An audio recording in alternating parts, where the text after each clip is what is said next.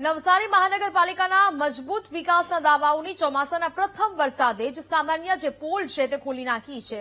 જે ઐતિહાસિક લુન્સીકુઈ મેદાનમાં રમતવીરો માટે 4 કરોડના ખર્ચે તૈયાર કરાયેલા અદ્યતન સિન્થેટિક રનિંગ ટ્રેક વિધિવત લોકાર્પણ થાય તે પહેલા ધસી પડ્યો છે, જ્યાં કન્સલ્ટિંગ એજન્સીની દેખરેખ હેઠળ આધુનિક પદ્ધતિથી બનેલો હોવાના દાવા વચ્ચે ટ્રેકનો એક મોટો હિસ્સો 1.5 ફૂટ જેટલો જમીનમાં બેસી ગયો છે।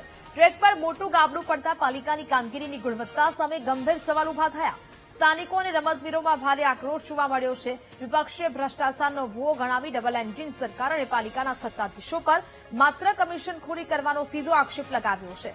બીજી તરફ મેયર અને સામાન્ય માટી પુરાણની પ્રક્રિયા ગણાવી સાંજ સુધીમાં ટ્રેક રિપેર થઈ જશે તેવા દાવા કરાયા છે, પરંતુ કરોડો રૂપિયાના પ્રોજેક્ટના ધોવાણ અને શહેરના અન્ય માર્ગો પર પડેલા ખાડાઓને લીધે શહેરીજનો ભ્રષ્ટાચાર કરનાર સામે કડક પગલાં લેવાની માંગ કરી રહ્યા છે। આ ભૂવો પડ્યો છે, ઠેરે ઠેર ભૂવા પડે છે અને આ ફક્ત ને ફક્ત ભ્રષ્ટાચાર દેખાઈ રહેલું છે અને નવસારી મહાનગરપાલિકા લોકોને પૈસા વેડફી રહેલી છે। અને એક અહીં એવું બી સવાલ છે કે આ લુન્સુકઈ મેદાન વર્ષો જૂનું પારસી લોકોએ આપણાને બચ્ચાઓને રમવા માટે ના આપેલું છે, ત્યારે આમાં પિચિંગને શું જરૂર હતી? ત્યારે આ પાથરીને 4 કરોડ જેવા માત્ર પૈસાનો ખર્ચો અહીંયા કરવામાં આવેલું છે, જે પોલમ પોલ ભાજપની દેખાઈ રહેલી છે। નીચેથી લઈને ઉપર સુધીનો આજે મારે કેવું નહીં જોઈએ, પણ જે ભાજપ સરકાર છે, ડબલ એન્જિન સરકાર, ઉપર વધારેમાં જવું નથી પણ આખા ગુજરાતમાં ભૂવાઓ પડવાની જે શરૂઆત થઈ રહેલી છે એ ક્યાં જઈને અટકશે? શું લોકોના જીવ લેવાના તમને કોન્ટ્રાક્ટ આપેલું છે? અરે કોન્ટ્રાક્ટ લુન્સીકુઈ મેદાન એ નવું ડેવલપ થતું મેદાન છે।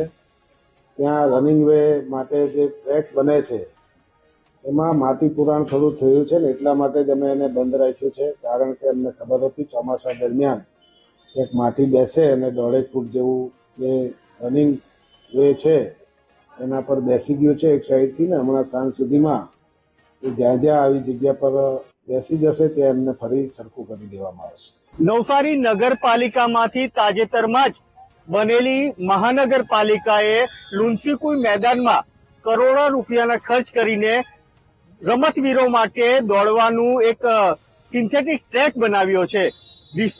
વિશ્વસનીયતા એટલી હતી કે આ ટ્રેક કોઈ પણ કાળે બેસે એમ નહીં, પરંતુ મોસમના પહેલા વરસાદે જ મહાનગરપાલિકાની વિશ્વસનીયતા પર મોટો સવાલ ઉભો કર્યો છે અને આ ટ્રેક આખો માણસ ઘૂસી જાય એવી પરિસ્થિતિનું નિર્માણ કરી દીધું છે, કારણ કે આ પોલો છે જેના કારણે આ જે કંઈક ગુણવત્તા છે એ ગુણવત્તા સામે મોટો સવાલ ઉભો કર્યો છે।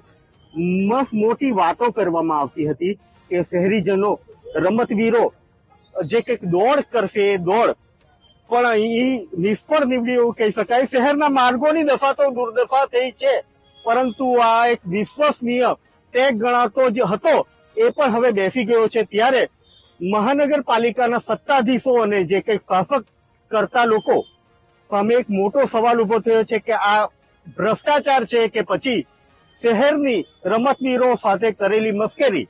Rakesh Solanki, BTV news, Navsari.